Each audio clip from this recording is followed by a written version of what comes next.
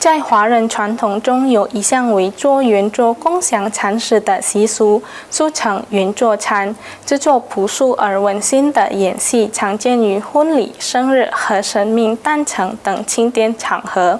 正如生姜庙在圣诞庆典中所举办的这一传统演戏。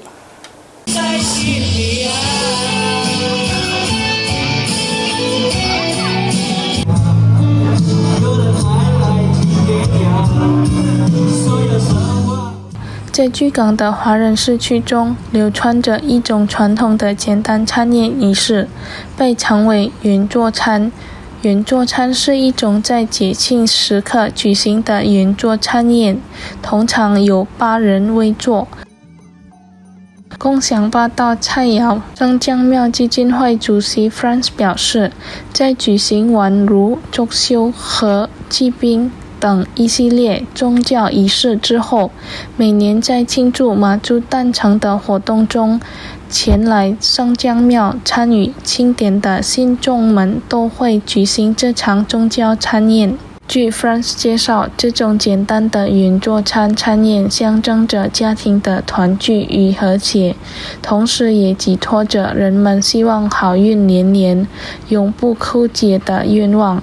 此外，这项传统还体现了对祖先的尊重，参与者会在祭坛上摆放贡品以示祭祀。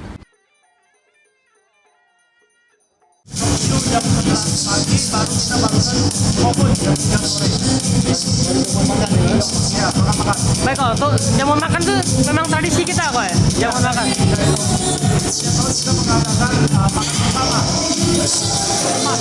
Biasanya menu makannya apa? Menunya kok?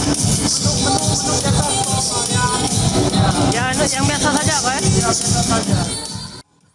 在圆桌餐宴中，一共准备了8道传统菜品，分别是鱼翅、冬粉、五香卷、什锦炒菜、鸡汤、生姜炒鸡、面包、红烧肉以及西瓜。Ilham Wahyudi, PAL TV。